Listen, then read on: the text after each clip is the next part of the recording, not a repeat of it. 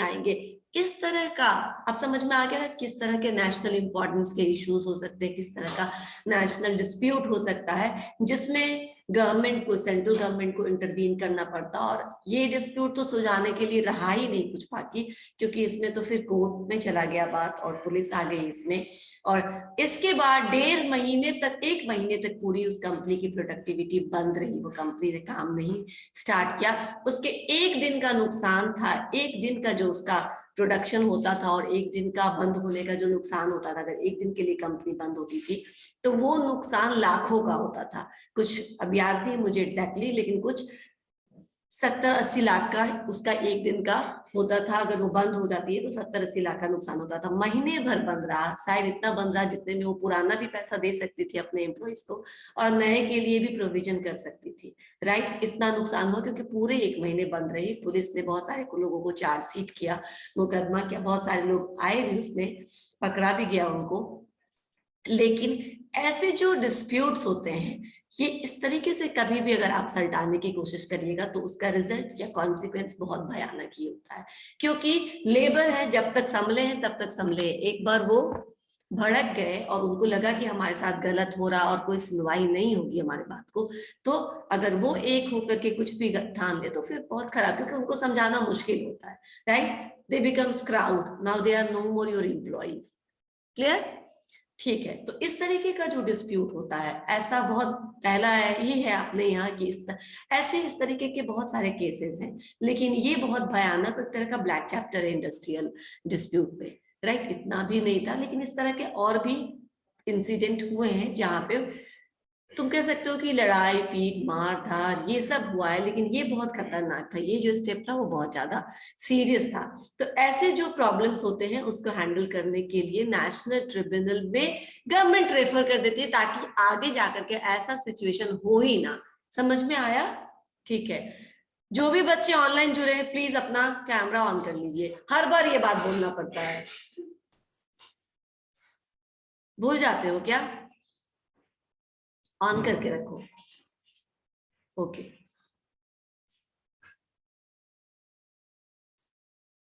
ठीक है। तो नेशनल ट्रिब्यूनल में बता रही थी कि कैसे नेशनल ट्रिब्यूनल में जो भी ऑफिशियल, जो भी उसके एजी है, या एजी नॉर्मली यहाँ पे सेंट्रल गवर्नमेंट ही होगा, ठीक है ना।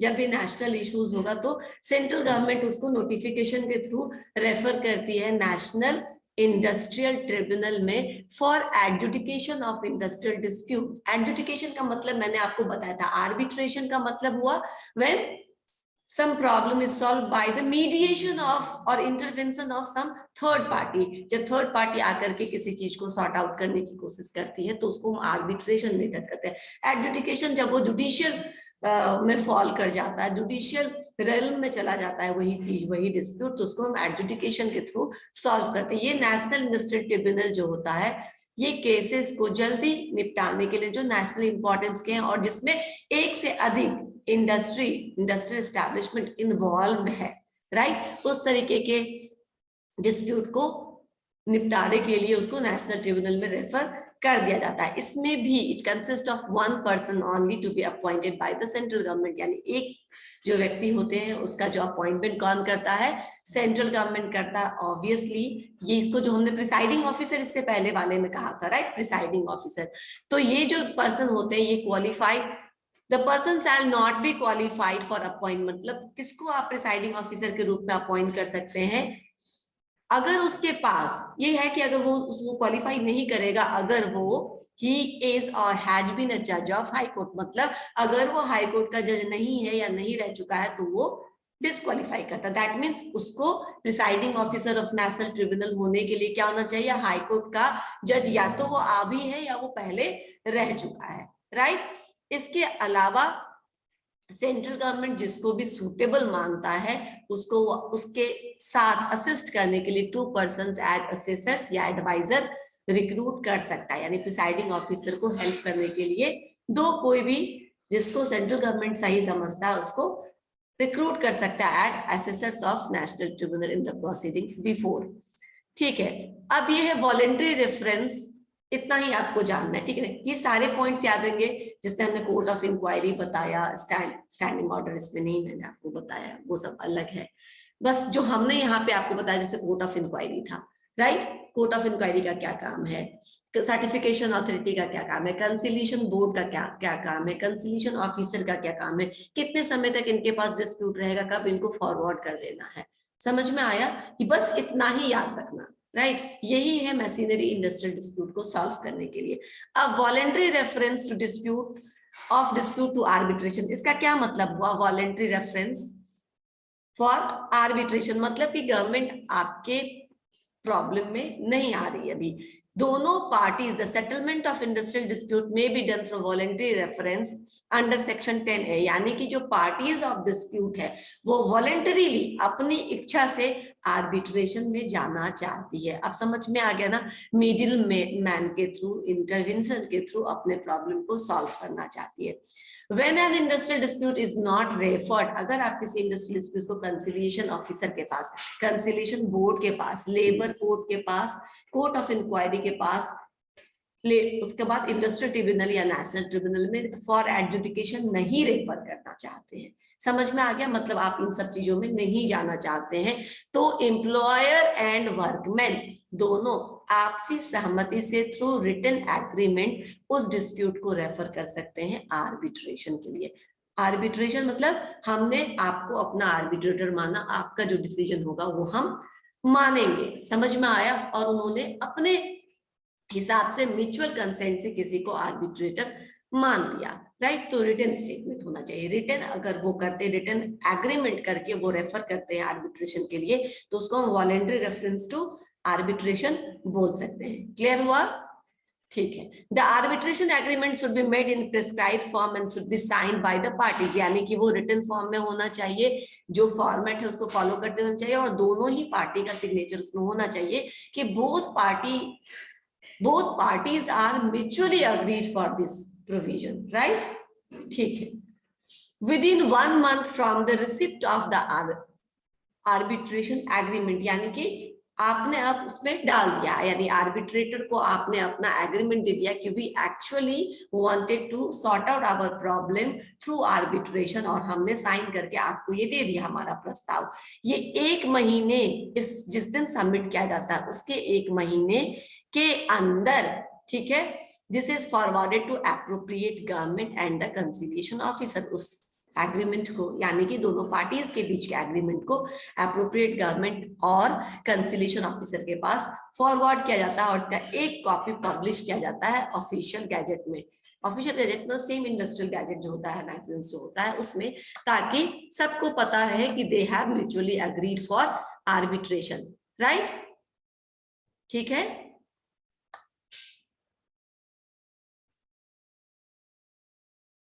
ठीक है, ये अवार्ड एंड सेटलमेंट है।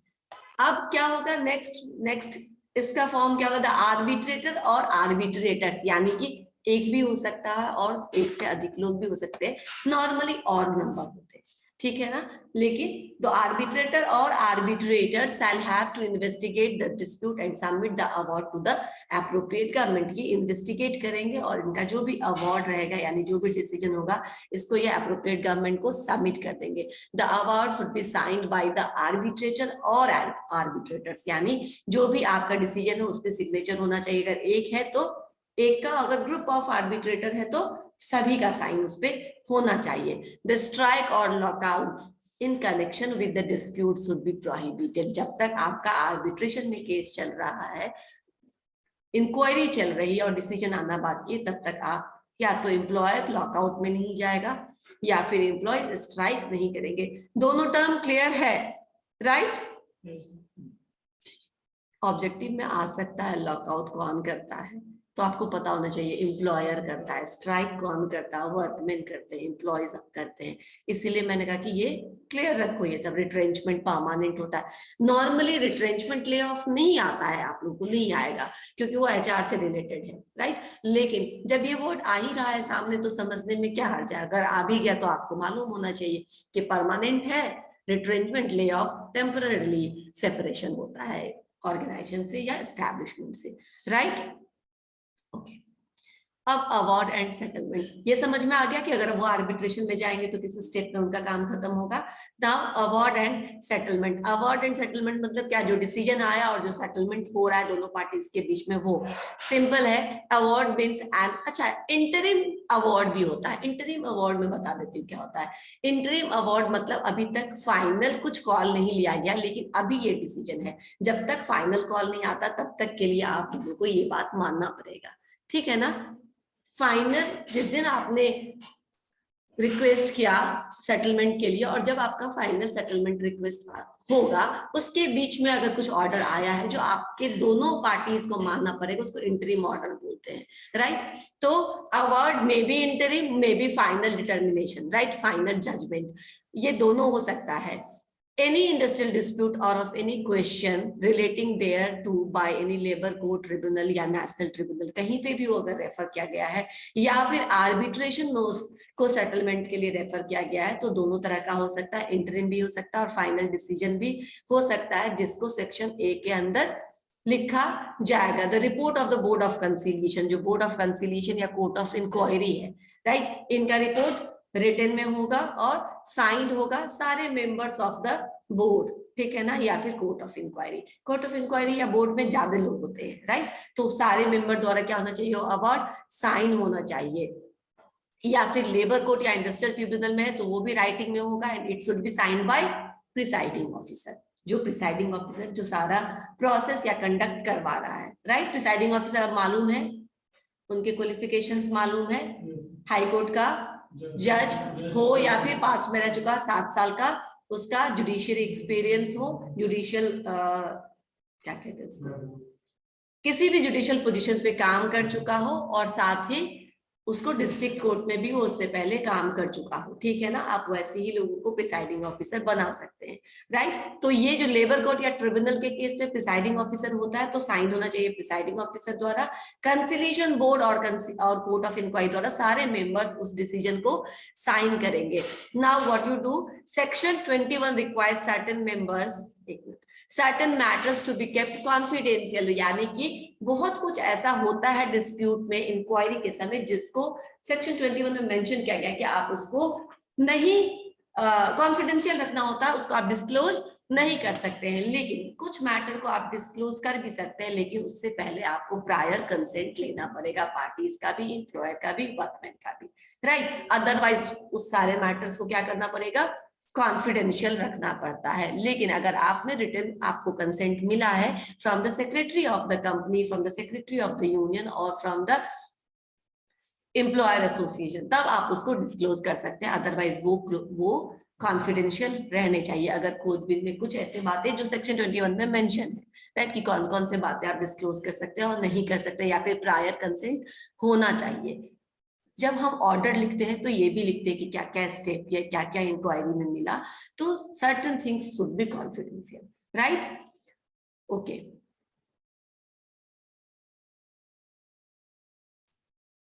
ठीक है, अब अवार्ड कैसे इन्फोर्स किया जाता है, यानी एप्लीकेबल होता है। जो भी डिसीजन लिया गया, those decisions, those awards should be enforceable on the expiry of 30 days from the date of publication। हम अभी दिखा रहे थे कि जो भी इंटरिम डिसीजंस है या फिर फाइनल डिसीजंस है उसको ऑफिशियल गैजेट में पब्लिश कराया जाता है। जब आप रिक्वेस्ट करते हैं सेटलमेंट के लिए तो उस रिक्वेस्ट को भी पब्लिश कराया जाता है, राइट। अब इस पब्लिकेशन के 30 दिन के बाद एक्सपायरी पीरियड जो होता है, मान लो 30 दिन, तो जो 30वां दिन है, ठीक है ना, उसके बाद वो चीजें हैं डिक्लेयर हो जाती है और वो लागू हो जाना चाहिए जो डिसीजन लिया गया है। इसको कभी कभी अप्रोप्रिएट गवर्नमेंट होल्ड भी करा सकती है। कब, जब अप्रोप्रिएट गवर्नमेंट का अपना कोई ओपिनियन है या अपना कोई उनका कंसर्न है कि शायद ये जो डिसीजन है वो सही नहीं है, तो वो उसको जांचने के लिए, उसको देखने के लिए उसको रोक सकते हैं। लेकिन अगर अप्रोप्रिएट गवर्नमेंट ने कोई ऐसा नहीं किया है, उन्होंने इसको फ्री कर दिया कि ठीक है अब आप इसको इन्फोर्स कर सकते हैं, तो on the expiry of 30 days from the date of its publication आप इसको इन्फोर्स कर सकते हैं, यानी लागू कर सकते हैं डिसीजन को। यहाँ इसीलिए लिखा except when the appropriate government declares that the award given by the labour court and tribunal shell not B enforceable on the expiry of 30 days. क्या इसका मतलब क्या हुआ कि अगर एजी चाहे तो वो इसको 30 दिन की एक्सपायरी के बाद भी रोक सकता है, उसको इन्फोर्स करने से मना कर सकता है अगर उसका अपना कोई कंसर्न है तो, राइट। ऐसे केस में again it may not be enforceable on the expiry of 30 days from the date of its publication if the central government gets the opinion, मतलब सेंट्रल गवर्नमेंट का अपना कोई कंसर्न है या ओपिनियन है, वो चेक करना चाहती है, ठीक है ना, उसको लगता है हेस्ट किया गया है डिसीजन लेने में, कुछ गलती हुआ है या फिर कुछ जल्दीबाजी की गई है, अगर ऐसा लगता है तो वो रोक सकती है। लेकिन ऐसे केस में फिर कब एप्लीकेबल होगा? In such case the appropriate government और सेंट्रल गवर्नमेंट में विद इन 90 डेज, यानी कि उसके बाद वो 90 डेज का टाइम ले सकता है, किस लिए? चेक करने के लिए डिसीजंस को कि जो इसमें कोई डिस्क्रिमिनेशन तो नहीं हुआ है, कोई हेस्ट तो नहीं किया गया है, कुछ जल्दीबाजी तो नहीं की गई है। लेकिन उसके बाद within 90 days from the date of its publication of the award under section 17 make an order rejecting or modifying, अगर आपको रिजेक्ट करना है तो आप रिजेक्ट कर दीजिए, मॉडिफाई करना है तो मॉडिफाई कर दीजिए, उसके बाद इसको एप्लीकेबल कर दीजिए। समझ में आया? क्लियर हुआ?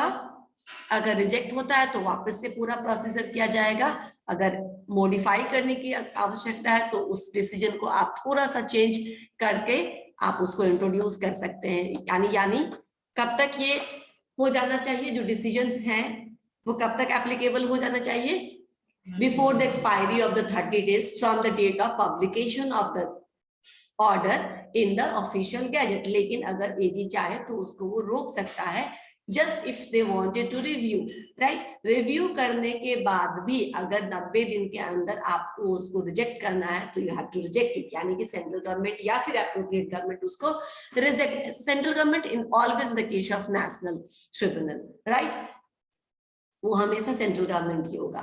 तो क्या हो सकता है? आप तो इसको मॉडिफाई करने के लिए बोल सकते हैं, आप इसको रिजेक्ट कर सकते हैं, अगर नहीं तो फिर वो ऑर्डर क्या होगा? इंप्लीमेंट हो जाएगा, right.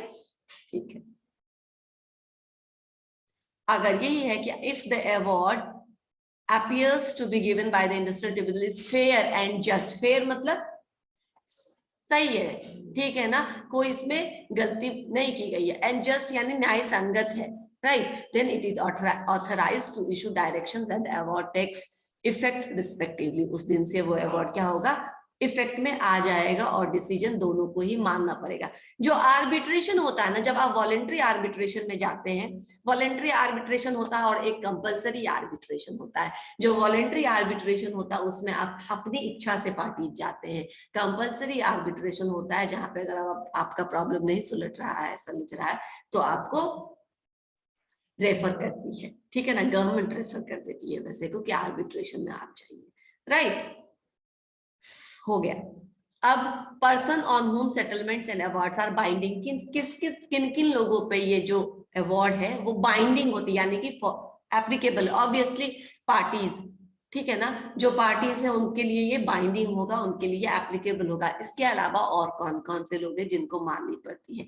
Settlement and awards are binding on all the parties under the agreement arrived at between the employer and workers, यानी कि सारे पार्टीज, दोनों पार्टीज में जितने भी लोग हैं जिन्होंने इस प्रॉब्लम को लाया था और डिसीजन लिया गया, उन सारे लोगों के लिए वो डिसीजन क्या होता है? बाइंडिंग होता है, यानी बाध्य है, अब आपको वो बातें माननी होगी, राइट। ठीक।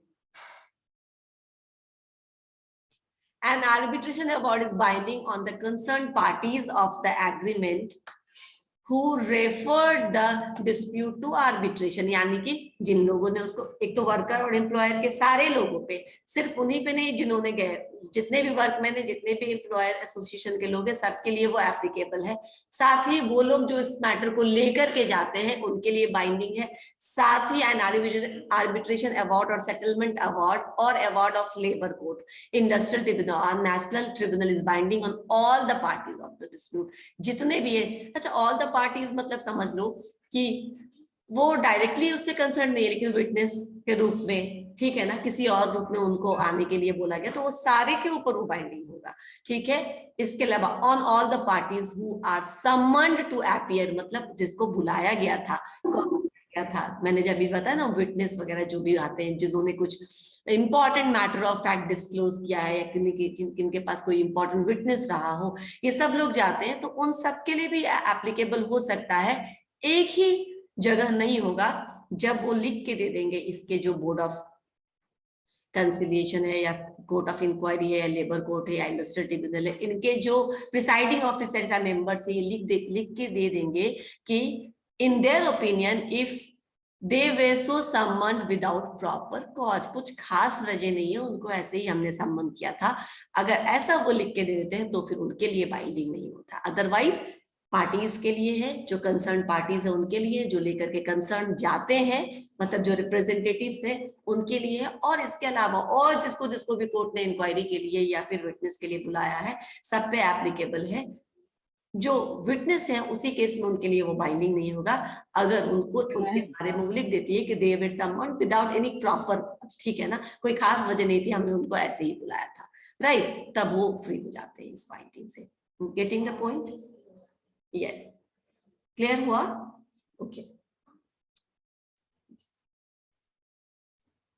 ये मैंने आपको यही बताया जो नीचे लिखा हुआ है, ठीक है। अच्छा, ये एक है, ये दोनों पॉइंट आप इसको लीव भी कर सकते हो, रख भी सकते हो, मैंने रख दिया है कि मैं एक बार बता देती हूँ आपको।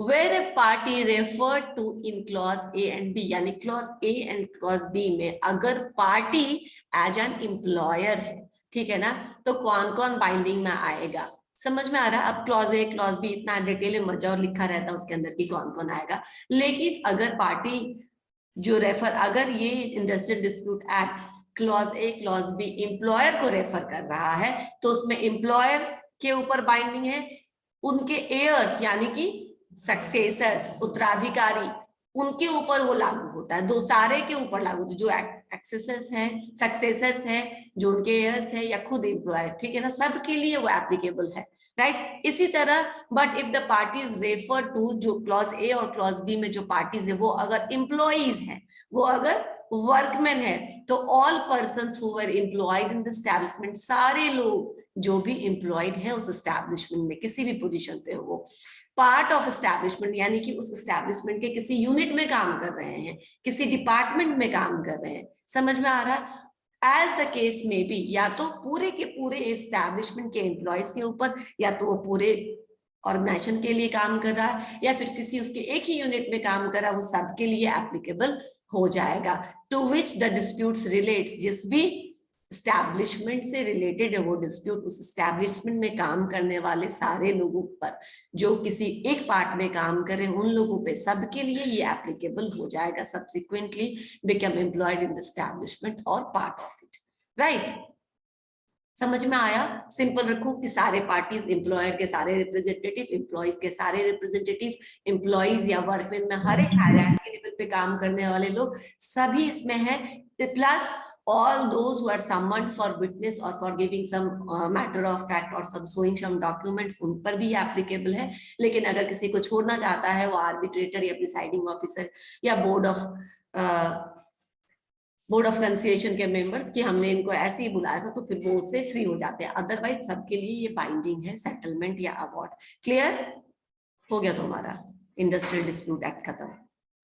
इसको जितना सिंपल करके पढ़ सको उतना सिंपल करके पढ़ना, ठीक है ना, इसको बहुत भारी मत बनाना। मैं अभी भी बोल रही हूँ कि जितना भी मैंने आपको इंडस्ट्रियल ट्रिब्यूनल, मैंने खुद भी आपको शॉर्ट में बताने, नेशनल ट्रिब्यूनल में इससे ज्यादा जानने की जरूरत नहीं है, राइट। शेड्यूल क्या क्या है, कौन कौन से मैटर जाते हैं, बहुत बड़ा लिस्ट मिल जाएगा आपको, don't go into that, right. Simple समझ लो कि नेशनल ट्रिब्यूनल में किस तरह के मामले जाते हैं, वहां का प्रिसाइडिंग ऑफिसर का क्या क्वालिफिकेशन और वो कब तक आपको दे देता है जजमेंट। इसके बाद वो भी एप्रोप्रिएट गवर्नमेंट को सबमिट करते हैं, राइट, डिसीजन।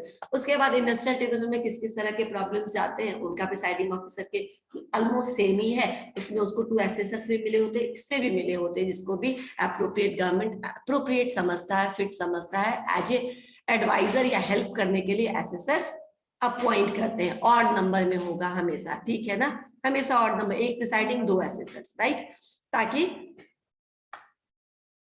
डिसीजन लेने में सुविधा हो, ठीक है ना।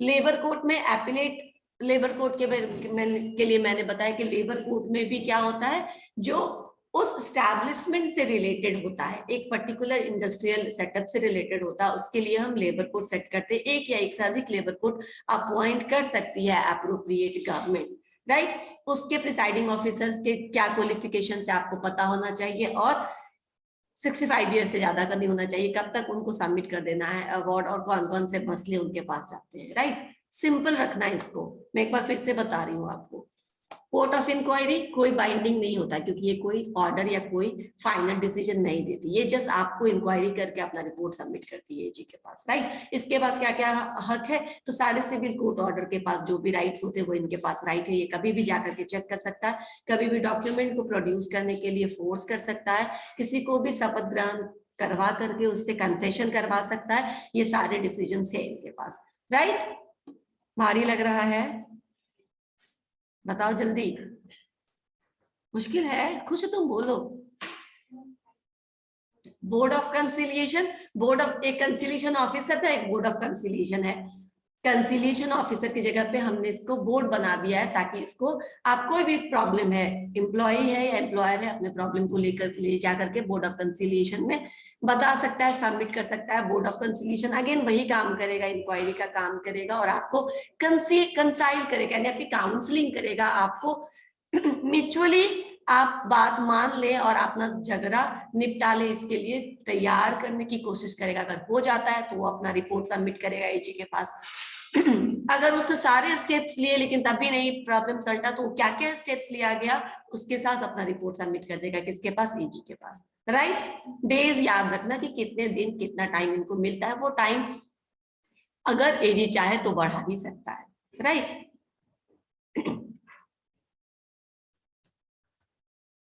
सिमिलरली कंसिलिएशन ऑफिसर, राइट, ये भी यही काम करेगा। इंडिपेंडेंट होता है, न्यूट्रल होता है, जिसका किसी कोई भी रिलेशन नहीं हो। अगर रिलेशन है तो वो डिस्क्लोज होना चाहिए, तब भी अगर एजी को लगेगा कि ये सुटेबल है तो वो करेगा, नहीं तो नहीं करेगा, राइट। आपका कितना इंटेंशन, किस डिग्री तक आप प्रभावित होंगे उस डिस्प्यूट के डिसीजन तक, ये डिस्क्लोज होना चाहिए। And then finally works committee, जो बेसिक है, वर्क्स कमिटी हर जगह होता है irrespective of the number of employees, right, है ना, ठीक है। कभी भी पास्ट में, अभी या पास्ट में 12 महीने के अंदर अगर 100 या 100 से अधिक एम्प्लॉयज रिक्रूट किए गए तो वहां पे वर्क कमेटी आप गठित कर सकते हैं। क्लियर, अब मुश्किल बिल्कुल नहीं है ये, ठीक है ना, समझ लो। आपको बहुत ज्यादा डिटेल में पूछेगा भी नहीं अगर पूछेगा तो व्हाट आर द मेजर्स, ठीक है ना, to sort out the industrial dispute, ठीक है ना, आप लिख सकते दीज आर द मेजर्स, ठीक है, पॉइंट वाइज थोड़ा थोड़ा करके पूरा एक आंसर तैयार हो गया, ठीक है ना। आर्बिट्रेशन, वॉलेंट्री आर्बिट्रेशन में कब जा सकते हैं, और वॉलेंट्री आर्बिट्रेशन में बाइंडिंग क्या होती है, इच्छा से अगर पार्टी जाए, जितने भी पार्टी हैं सबके लिए वो एप्लीकेबल हो जाता है उसमें कोर्ट का या गवर्नमेंट का कोई रोल नहीं होता, आप अपनी इच्छा से जाते हैं। जब नहीं जाते हैं तो एडजुडिकेशन में आप जाते हैं, आर्बिट्रेशन के पास ही एडजुडिकेशन आता है। आप ये सब छोड़ करके आर्बिट्रेशन में गए, नहीं सल्टा, एडजुडिकेशन में गए, जुडिशियल रेलम में आप चले जाते हैं, जुडिशियली आपका डिसीजन होना है अब, और वो अपने तरीके से होगा और उसके बाद आपके लिए वो बाइंडिंग हो जाएगा, राइट, ठीक हो गया ये इंडस्ट्रियल डिस्प्यूट एक्ट। अब हम लोग आर्बिट्रेशन एंड कंसिलिएशन तुम लोग को पढ़ना है, वो भी कर लेते हैं, बहुत मुश्किल नहीं है वो भी। एक मिनट,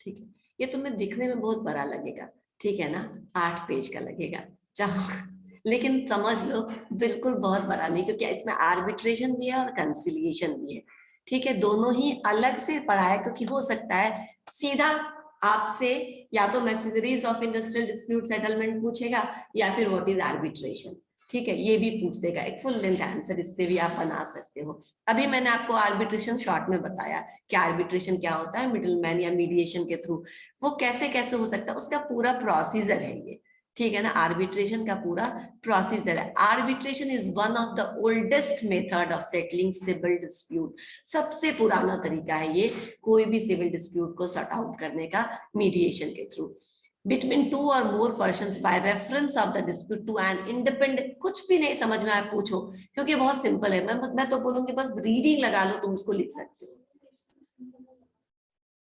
सिविल डिस्प्यूट मतलब जो आम लोगों के बीच में होता है, जो क्रिमिनल नेचर का नहीं होता है, ठीक है ना, समझ में आ गया, उसको सिविल डिस्प्यूट बोलते हैं। This is not criminal offence, right, right.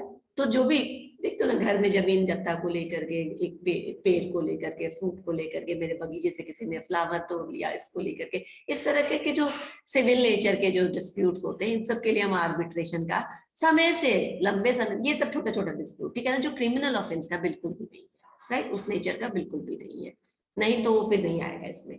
तो आर्बिट्रेशन ओल्डेस्ट मेथड है जिसमें क्या किया जाता है, डिस्प्यूट को रेफर किया जाता है, सिंपल है, इंडिपेंडेंट या इम्पार्शियल लोगों के बीच में, थर्ड पर्सन के बीच में, जिनका कोई लेना देना नहीं है, उनको क्या बोलते हैं, आर्बिट्रेटर बोलते हैं, right. It saves what, it saves time and expenses, वो आपसे कोई फी नहीं लेता, वो आपसे कोई पैसा नहीं लेता, और जो जुडिशरी में जाने के बाद आपको तारीख पे तारीख दिया जाता है, वो तारीख पे तारीख भी नहीं मिलता, तो आपका जल्दी डिसीजन होता है और बिना किसी खास एक्सपेंसेस के होता है, चाय पानी पे काम चल जाता है। समझ में आया आर्बिट्रेशन? ये सब मुश्किल नहीं है, बस बड़ा है थोड़ा सा, अब लॉ है तो लेंदी तो है ही, कुछ कर नहीं सकते इसमें। तुम्हारा तो नेचर ही है लेंदी का, तुम्हारा तो बैलेंस शीट भी हो जाता है 2-2 पन्ने का, पता है ना, तो फिर तुम लोग तो घबराओगे नहीं लंबाई को देख के, मुझे मालूम है। It also avoids unnecessary technicalities and at the same time ensures substantial justice within limits of the law, यानी कि ये जो टेक्निकलिटीज है, राइट, टेक्निकलिटीज मतलब जो डॉक्यूमेंटेशन इतना पेचीदा होता है, इससे जाओ नोटरी से साइन कराओ, फलाना से साइन करवा के लाओ, फलाना चिलाना, उससे आप बच जाते हैं। तो टेक्निकलिटीज से भी आप बच जाते हैं, और ये भी इंश्योर करता है कि आपको जो न्याय मिले वो बिल्कुल एक लिमिटेशन ऑफ लॉ के अंदर मिले, मतलब ऐसे नहीं कि किसी के साथ पार्शियलिटी हो गई। ये भी सुनिश्चित करता है कि जो एक लॉ का हमारा लिमिटेशन है, उसके दायरे में ही ये आर्बिट्रेटर भी डिसीजंस देंगे। कोई प्रॉब्लम है यहाँ तक? कुछ रटना पड़ेगा यहाँ तक? नहीं, बिल्कुल। तो ऐसे समझ लो, रटो मत, क्योंकि कितना रटोगे, किताब बन जाएगा पूरा। समझ में आ रहा है ना, तो रटिए मत, ज्यादा से ज्यादा सेक्शंस याद कर लीजिए, ज्यादा से ज्यादा, ठीक है ना। जहां पे बहुत सिंपल है, जहां पे एक लाइन से है, वहां तो दिक्कत नहीं होगी, खुद ही तुमको समझ में आ जाएगा। जहां कहीं कहीं डिफिकल्टी होती है, होता है तो करो, नहीं तो लेट इट बी, राइट, छोड़ दो उसको, उसमें भी मत जाओ पूरा अंदर में। मैं बोलती हूँ मतलब उसके लिए सर दर्द नहीं कराना। कई बार आई रिमेम्बर, 1 मिनट रुको, की कोशिश करती हूँ, बेसिक ही पढ़ा रही हूँ और 4-5 बार रिपीट करा देती हूँ ताकि तुम लोग को याद हो जाए वो चीज। लेकिन अगर कब तभी लगेगा तुम्हें कि मैं भी उस मैम की तरह आगे आगे पढ़ा रही हूँ, बहुत फास्ट पढ़ा रही हूँ, तो रोक देना, ठीक है ना, कैन स्टॉप मी एंड मैं थोड़ा और स्लो हो जाऊंगी। ये अभी हम लोग पढ़े हैं आर्बिट्रेशन, इसीलिए ये मैं आपको बता रही हूँ। Now, it is a forum other than court of law, यानी कि कोर्ट जाने के अलावा आपके पास जो एक दूसरा ऑप्शन है, वो कौन सा ऑप्शन है?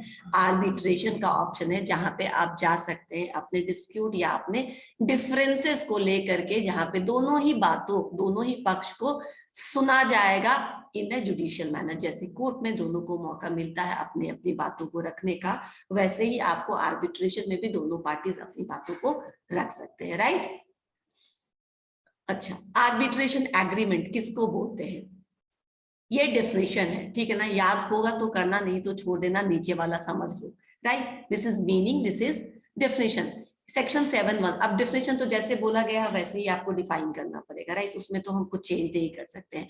आर्बिट्रेशन एग्रीमेंट क्या होता है? Means an agreement by the party to submit to arbitration all और सर्टेन डिस्प्यूट, राइट, यानी आर्बिट्रेशन के पास अपने सारे या कुछ डिस्प्यूट्स को सबमिट करना, which has arisen or which may arise between them in respect of defined legal relationship, यानी कि आपके अभी जो हमने बताया था आपको इससे पहले डिस्प्यूट में कि जो डिस्प्यूट होना चाहिए वो आपके रिलेशनशिप, यानी कि एम्प्लॉयर एम्प्लॉइज के रूप में, एम्प्लॉयर एम्प्लॉयर के रूप में, या वर्कमैन वर्कमैन के रूप में। लेकिन आपका वो जो डिस्प्यूट होगा वो जरूर इंडस्ट्री के काम से रिलेटेड डिस्प्यूट होना चाहिए।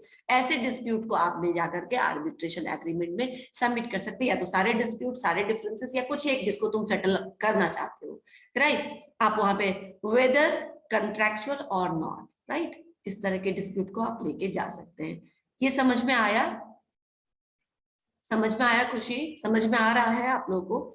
ठीक है। Yes, the ma'am. Person who is appointed, अब जो लोग इस प्रोसेस को क्या बोलेंगे, आर्बिट्रेशन, सबमिट करने को, अपने पसंद से किसी मिडिल मैन को अपना प्रॉब्लम बताने को और उससे सलाह लेने को कि हम क्या करें, आप हमारी हेल्प करिए इस प्रॉब्लम को सल्टाने में। तो इस प्रोसेस को आर्बिट्रेशन बोलेंगे और इस पर्सन को आर्बिट्रेटर बोलेंगे, राइट। ठीक है, इसको हम आर्बिट्रेटर और आर्बिट्रल ट्रिब्यूनल भी बोलते हैं। जिस आर्बिट्रल ट्रिब्यूनल अगर होगा तो एक से अधिक आर्बिट्रेटर उसमें होंगे। इट में कंसिस्ट ऑफ सोल आर्बिट्रेटर और ए पैनल ऑफ आर्बिट्रेटर्स, यानी ऑड नंबर में एक से अधिक लोग होंगे। ऑड नंबर में मैंने हमेशा बताया, जब वोटिंग कराएंगे इवन नंबर होता तो फिर वो हो सकता, ऑड नंबर रहेगा तो आसानी से आप करा सकते हैं, ठीक है ना, इसीलिए ऑड नंबर रखा जाता है। Odd number, the proceedings before him called arbitration proceedings, ये भी समझने में कोई दिक्कत नहीं, इस प्रोसीडिंग्स को आर्बिट्रेशन प्रोसीडिंग्स बोलेंगे। सिंगल है तो आर्बिट्रेटर बोलेंगे, अगर मोर देन वन आर्बिट्रेटर उस पैनल में है तो उसको आर्बिट्रल ट्रिब्यूनल बोलेंगे। No difficulty, right. Arbitral award includes an interim award, अभी बताया मैंने इंटरिम अवार्ड किसको बोलते हैं, वो फाइनल डिसीजन भी हो सकता है, वो बीच का, अब तक आपको ये मानना है, उसके बाद हम will come up with final conclusion, तो उसको इंटरिम अवार्ड बोलेंगे, ठीक है। तो आर्बिट्रल डिसीजन में इंटरिम अवार्ड भी हो सकता है। Court means principal civil court, court अगर इस आर्बिट्रेशन में हम कोर्ट पढ़ेंगे तो कोर्ट का क्या मतलब होगा, जो हमारा सिविल कोर्ट होता है, जैसे कि हमारा डिस्ट्रिक्ट कोर्ट हो गया, ठीक है ना, district court in district and high court in state, ठीक है ना, उसी तरह यही कोर्ट यहाँ पे भी मेंशन किया जाएगा। एसेंशियल ऑफ आर्बिट्रेशन एग्रीमेंट, यानी what are the main features of arbitration agreement. ज्यादा हो रहा है क्या, ब्रेक चाहिए क्या, क्योंकि मैं बहुत देर से पढ़ा रही हूँ, मुझे मालूम क्या। Court means principal civil court of original jurisdiction, यानी कि किसी डिस्ट्रिक्ट में जो कोर्ट होता है उसको क्या बोलते हैं, नॉर्मल जो डिस्ट्रिक्ट कोर्ट होता है, वही कोर्ट यहाँ पे भी है।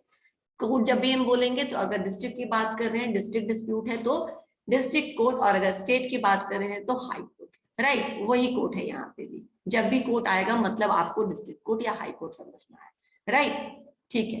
एसेंशियल्स कर लेते हैं, ठीक है, फिर कहोगे तो ब्रेक दे देंगे। एक मिनट खुशी, एक बार सामने वाले रूम में देखो, तुम्हारे कोई सीनियर स्टूडेंट आया है क्या, बीकॉम में, बीकॉम 5th में आए हैं क्या? ओके, तो अब आर्बिट्रेशन समझ में आ गया, तुम लोगों ने पढ़ा हुआ, बस एक बार और देख लो। आर्बिट्रेशन समझ में आ गया कि जब हम अपने इच्छा से किसी मिडिलमैन के पास प्रॉब्लम लेके जाते हैं तो उसको आर्बिट्रेशन बोलते हैं। पूरा प्रोसीडिंग्स आर्बिट्रेशन प्रोसीडिंग कहलाता है। जो आर्बिट्रेटर होता है उसको या तो आर्बिट्रेटर बोल सकते हैं, अगर पैनल ऑफ आर्बिट्रेटर है तो हम उसको आर्बिट्रल ट्रिब्यूनल बोलते हैं, करेक्ट। उसके बाद ये इंटरिम डिसीजन भी दे सकते हैं, यानी इंटरिम ऑर्डर भी इनके होते हैं, अवार्ड भी होते हैं, जो फाइनल ऑर्डर से पहले का ऑर्डर होता है, जो तब तक के लिए बाइंडिंग होता है जब तक के लिए फाइनल डिसीजंस नहीं आ जाते हैं, राइट। कोर्ट मीन समझ में आ गया, डिस्ट्रिक्ट कोर्ट या फिर हाई कोर्ट। अब हम इसका फीचर्स देख लेते हैं। एसेंशियल्स ऑफ आर्बिट्रेशन एग्रीमेंट, सबसे पहले क्या है, it must be in writing. जो आर्बिट्रेशन होगा, हमने अभी भी पढ़ा है इंडस्ट्रियल डिस्प्यूट में, वो राइटिंग में जाता है, ठीक है ना, दोनों पार्टीज उस पर साइन करके देते हैं कि हम म्यूचुअली तैयार हैं इस एग्रीमेंट के लिए। It must be in writing. Formal document is not necessary but it, मतलब फॉर्मल डॉक्यूमेंट नहीं नेसेसरी का समझ में आया, मतलब जो हमने आपको पहले बताया था कि इट डिवाइड ऑफ टेक्निकलिटीज, जो टेक्निकल टर्म्स हैं, राइट, ये साइन कराओ, वो साइन कराओ, वहां लाओ, इतना स्टैम्प पेपर पे होना चाहिए, ये सब इतना मैंडेटरी नहीं है, लेकिन फिर भी रिटन फॉर्मेट में होना चाहिए। जो फॉर्मेट है उनका उस तरह से होना चाहिए। समझ में आ रहा है, समझ में आ रहा है ना, कि आप एक प्लेन शीट पे ही लिख करके दे, एक जैसे आप एप्लीकेशन लिखते हो वैसे ही लिखा होना चाहिए, लेकिन दोनों पार्टी का साइन होना चाहिए। समझ में आया, बहुत ज्यादा टेक्निकलिटीज में जाने की जरूरत नहीं है, लेकिन एक रिटन स्टेटमेंट होना चाहिए दोनों पार्टी का कि हाँ हम दोनों तैयार हैं इस आर्बिट्रेशन के लिए। Arbitration agreement is in writing if it is content, किसको हम मानेंगे कि ये राइटिंग में है, if it contains the signature of both the parties, right, दोनों पार्टी के सिग्नेचर हैं। An exchange of letters, telex, telegrams and other means of telecommunication which provides a record of agreement. अगर आप दो अलग अलग जगह पे हैं तो आपके बीच में क्या होना चाहिए, लेटर का एक्सचेंज होना चाहिए, टेलीग्राम का होना चाहिए, या कोई भी मीन्स ऑफ कम्युनिकेशन जिसको रिकॉर्ड यानी कि रजिस्टर्ड पोस्ट, ठीक है ना, कोई भी ऐसा पोस्ट जिसको आप रिकॉर्ड के रूप में रख सकते हैं कि दोनों ने आपस में एग्री किया है इस एग्रीमेंट के लिए, right. An exchange of statements of claims and defense in which the existence of the agreement is alleged by one party and not denied by the other party, यानी कि ऐसा एक्सचेंज ऑफ स्टेटमेंट जिसमें एक party दूसरे party को कुछ claim कर रहा है या कुछ एलिगेशंस लगा रहा है और दूसरा पार्टी उसको डिनाई नहीं कर रहा है, ठीक है ना, not denied by the other party, ठीक है। मैम स्क्रीन मूव नहीं हो रहा है, वही है। क्या दिख रहा है तुम्हें बताओ? सेम है, वर्क कमिटी दिख रहा है ma'am, work committee section 3। Okay ठीक है, रुको एक मिनट, मैं वापस से शेयर करती हूँ।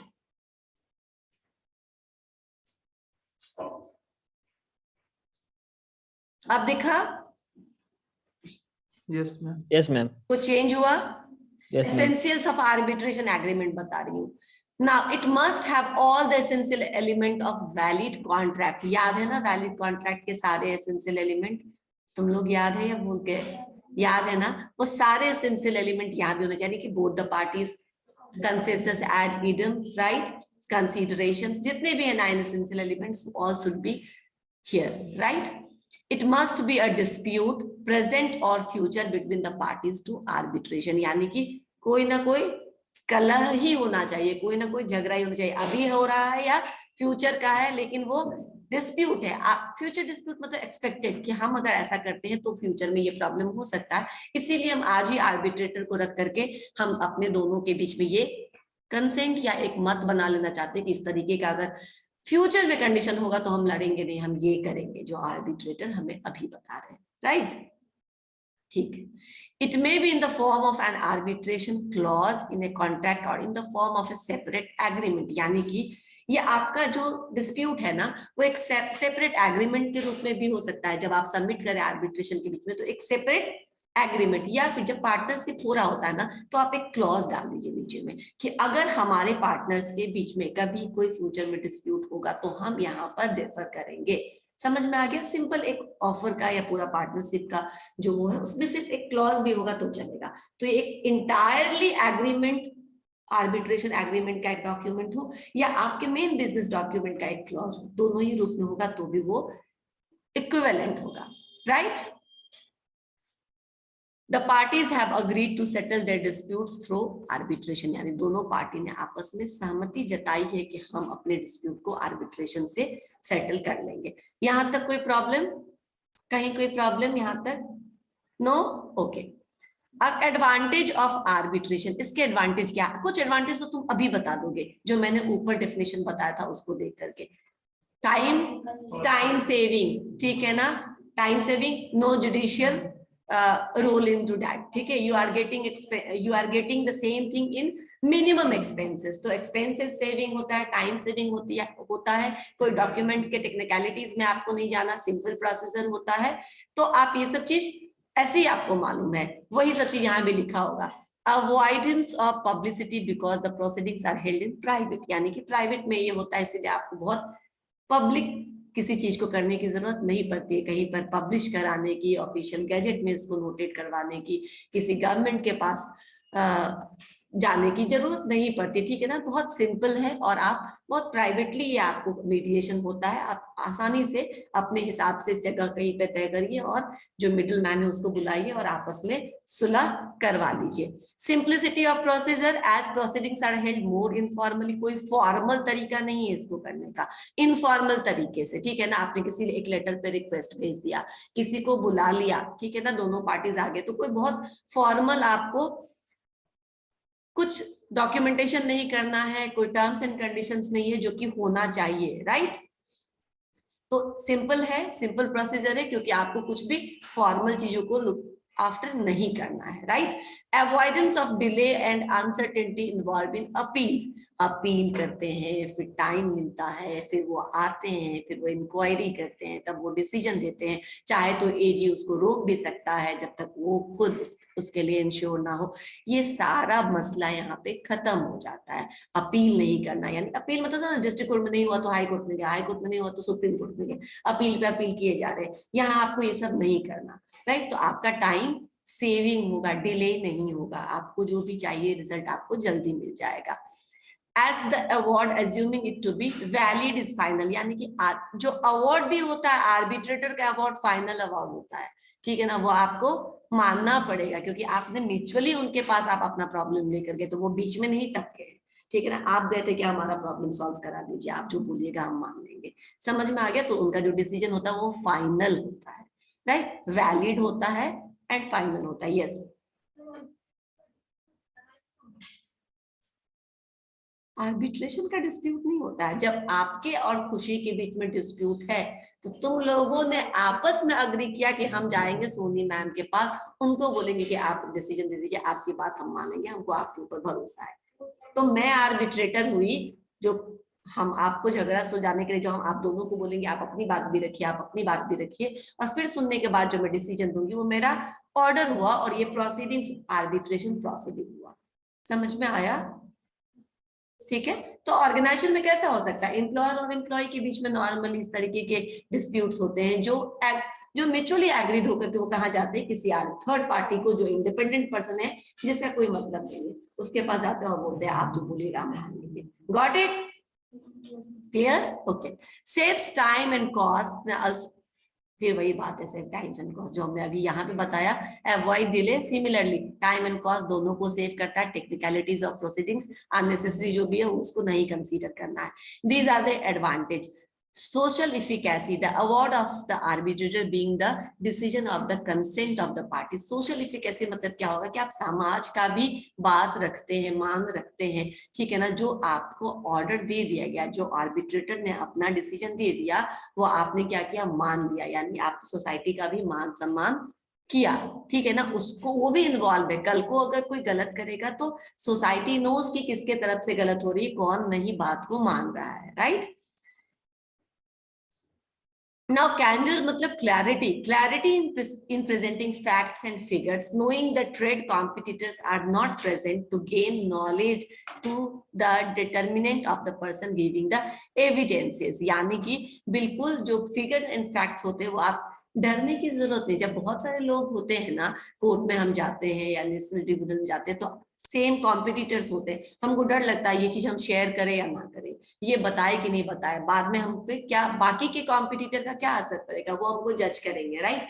यहाँ पे डरने की जरूरत नहीं, क्योंकि और कोई प्रेजेंट नहीं है, पार्टीज जो उसमें इन्वॉल्व है उसके अलावा और कोई प्रेजेंट नहीं है। इसीलिए आप बेहिचक जो भी फैक्ट्स एंड प्रेजेंट करना चाहते हो, अपनी कंपनी के बारे में जो भी बताना चाहते हो, फिगर्स कुछ प्रेजेंट करना चाहते हो, तो आप अपना प्रॉफिट कितना हुआ, प्राइवेट में तो आप बेहिचक बता सकते हो ना, लेकिन जब बहुत सारे लोग रहेंगे तो थोड़ा लगता है ना कि बोल देंगे तो आईटी वाला आ जाएगा इनकम टैक्स का छापा देने। समझ में आया?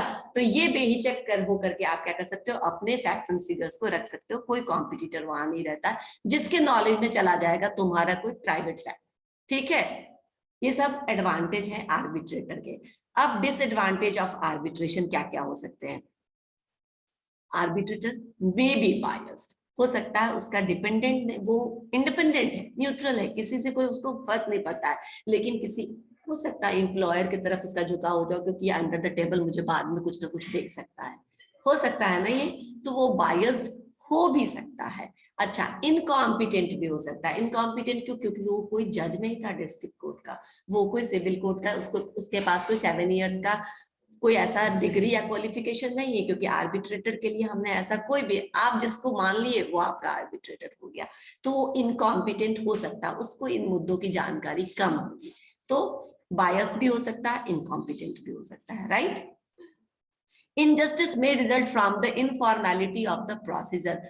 इतना इनफॉर्मल है ये प्रोसीजर, यानी कोई तो अच्छा भी है ताकि आपको बहुत ज्यादा टाइम नहीं लगेगा, बहुत ज्यादा डॉक्यूमेंटेशन नहीं करना पड़ेगा, लेकिन इस इनफॉर्मेलिटी की वजह से इनजस्टिस हो भी सकता है, राइट। जो कमजोर रहेगा उसके साथ इनजस्टिस हो भी सकता है, राइट।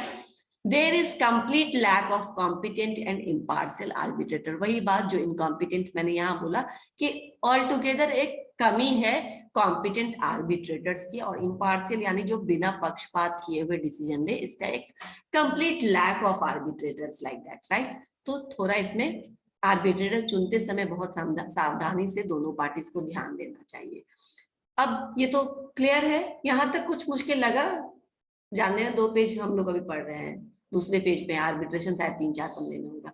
अभी तक कुछ लगा कि नहीं समझ में आ रहा है और इसको रटना भी पड़ेगा, ऐसा भी लगा? बिल्कुल बिल्कुल, दोनों पार्टी म्यूचुअली आपस के कंसेंट से, जब तक आप दोनों अग्री नहीं करेंगे, आप किसी एक को मिडिलमैन नहीं बना सकते, ठीक है। Okay, composition of arbitral tribunal, यानी आर्बिट्रल ट्रिब्यूनल यानी जहां पे एक से अधिक आर्बिट्रेटर है, उसका क्या कंपोजिशन होगा, किस तरीके से उसको बनाया जाएगा, स्ट्रक्चर क्या होगा। नंबर ऑफ आर्बिट्रेटर पहले तो याद रखो ऑड नंबर रहेगा, ठीक है। अब देखो, the parties are free to determine the number of arbitrators provided that such number shall not be an even number, ठीक है ना, बराबर नहीं होना चाहिए, ऑड नंबर होना चाहिए। आपको 3 रखना है, आप 3 रखिए, आपको 1 रखना है, आप 1 रखिए, आपको 5 रखना है, आप 5 रखिए, आपको 7 रखना है, आप 7 रखिए, समझ में आया। लेकिन इवन नंबर नहीं रहेगा, अगेन वोटिंग के समय में प्रॉब्लम हो सकता है, इसीलिए ऑड नंबर रखते हैं। Failing the determination referred to in subsection 1, the arbitrator tribunal shall consist of a sole arbitrator. अगर आप डिटरमाइन नहीं कर पा रहे हैं कि किसको किसको आर्बिट्रेटर रखना है, तो आर्बिट्रेटर ट्रिब्यूनल क्या करेगी, एक सोल आर्बिट्रेटर, मतलब एक सिंगल आर्बिट्रेटर किसी को अपॉइंट फाइनल मान लेगी कि यही एक आर्बिट्रेटर रहेगा, ठीक है। अपॉइंटमेंट ऑफ आर्बिट्रेटर्स, ये तो नंबर ऑफ आर्बिट्रेटर था, अब अपॉइंटमेंट ऑफ आर्बिट्रेटर्स यानी कि कितने नंबर ऑफ, किस तरीके से आप अपॉइंट करिएगा आर्बिट्रेटर्स को। A person of any nationality may be N arbitrator unless otherwise agreed by the parties. Normally तो इंडियन ही रहेगा, लेकिन अगर दोनों पार्टीज किसी तीसरे को भी रखना चाहता है जो किसी तीसरे नेशनैलिटी का है, लेकिन दोनों पार्टी उस चीज पर अग्री कर रहा है, राइट। अनलेस अदरवाइज अग्रीड मतलब क्या, अगर आप दोनों में अग्रीमेंट है, अगर आप लोगों में अग्रीमेंट नहीं है तो आप नहीं कर सकते, लेकिन अगर है तो a person of any nationality may be N arbitrator, ठीक है। The parties are free to agree on a procedure for appointing the arbitrator or arbitrators, यानी दोनों पार्टीज फ्री हैं, दोनों ही किस तरीके से हम अपॉइंट करेंगे आर्बिट्रेटर को, वो दोनों पार्टीज फ्रीली डिसाइड कर सकते हैं। फेलिंग एनी एग्रीमेंट, अगर दोनों पार्टी में कोई एग्रीमेंट नहीं हो रहा है, यानी किसी एक पॉइंट पे दोनों पार्टी नहीं आ पा रहे हैं कि कौन सा पॉइंट रखे, कौन से बात पे सहमति बनाए। Failing any agreement in an arbitration with in 3 arbitrator, अच्छा 3 आर्बिट्रेटर के बीच में अगर कोई एग्रीमेंट या डिसीजन लेने में प्रॉब्लम हो रहा है, समझ में आ रहा है, यानी तीनों एक आम सहमति पे नहीं आ रहे, 3 आर्बिट्रेटर अगर है तो each party shall appoint 1 arbitrator. तो क्या होगा, दोनों पार्टी एक एक आर्बिट्रेटर और अपॉइंट कर देगी, समझ में आया। तो 5 हो जाएगा। And the 2 appointed arbitrators shall appoint the 3rd arbitrator। अगर आपको नहीं समझ में आ रहा है और तीनों पार्टी जो है आर्बिट्रेटर जो है वो किसी फाइनल डिसीजन पे नहीं आ पा रहे हैं, तो क्या करेगी, दोनों पार्टी 1 आर्बिट्रेटर को दे देगी, और एक जो आर्बिट्रेटर होगा, दोनों पार्टी ने एक एक को दिया, वो 2 अलग अलग आर्बिट्रेटर का चुनाव कर सकेगी, ठीक है ना। ये दोनों आर्बिट्रेटर किसी 3rd आर्बिट्रेटर को रखेगी, और ये 3rd आर्बिट्रेटर जो होगा वो प्रिसाइडिंग आर्बिट्रेटर होगा, जो चलाएगा, जो चेयरमैन हो जाएगा उस आर्बिट्रेटर ट्रिब्यूनल का। समझ में आया। अगर आपको नहीं समझ में आ रहा है कि हम कैसे आर्बिट्रेटर का चयन करें या किसको रखें, तो दोनों पार्टी एक एक कर दीजिए। तुमने मुझे किया, तुमने भी मान लो किसी और को किया, और हम दोनों ने क्या किया, मिल करके किसी एक आर्बिट्रेटर को चुन लिया। समझ में आया, क्लियर हो गया। तो एक जो फाइनल हम दोनों ने चुना वो final presiding officer, presiding arbitrator हो जाएगा। क्लियर, ठीक है। If the appointment procedure in subsection 3 applies, ठीक है ना। अब ये प्रोसीजर की बात कर रहे हैं हम लोग यहाँ पे। A party fails to appoint an arbitrator within 30 days from the receipt of the request to do so from the other party।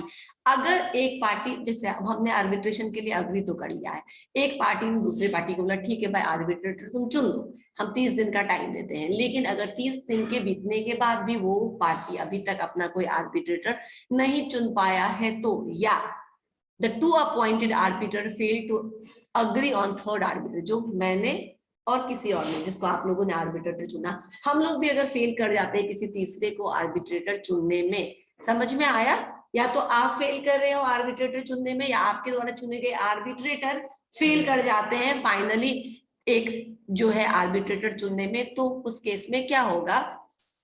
30 days का टाइम है दोनों के पास ही, पार्टीज के पास भी, आर्बिट्रेटर्स के पास भी, कि 30 दिन के अंदर आप क्या करिए, आप किसी आर्बिट्रेटर को अपॉइंट कर लीजिए। लेकिन अगर फेल कर जाते हैं, the appointment shall be made upon request of the party by the chief justice or any person of the institution designated by them। यानी कि इस केस में अगर आपने भी नहीं चुन पाए और आपके द्वारा चुने आर्बिट्रेटर ही नहीं चुन पाए फाइनल जो एक आर्बिट्रेटर चुनना उसको, तो चीफ जस्टिस को अगर आप रिक्वेस्ट करते हैं on the request of the parties, again chief justice do it on the request of the party, जो डिस्प्यूटिंग पार्टी है उनके रिक्वेस्ट पे ही चीफ जस्टिस अपने तरफ से किसी को एज एन आर्बिट्रेटर जिसको वो फिट समझते हैं उसको वो अपॉइंट कर देते हैं। समझ में आया? जब अपॉइंटमेंट, जब आप फेल हो जाते हैं अपने लिए आर्बिट्रेटर चुनने के लिए, या आर्बिट्रेटर फेल हो जाते हैं 1 महीने के अंदर किसी सही आर्बिट्रेटर को नहीं चुन पाते हैं, तो चीफ जस्टिस पार्टीज के रिक्वेस्ट पे उनके बिहाफ में आर्बिट्रेटर देता है। क्लियर? ठीक है। अब conduct of arbitrator procedure next class में पढ़ेंगे। ठीक है, ये क्योंकि थोड़ा समझना पड़ेगा इसीलिए मैं, क्योंकि अब तक जो था वो बात बनाने जैसा था, वो तक आप आसानी तक से समझ गए होंगे। अब थोड़ा समझने वाला है तो बाद में करेंगे। इसके बाद किसका क्लास है?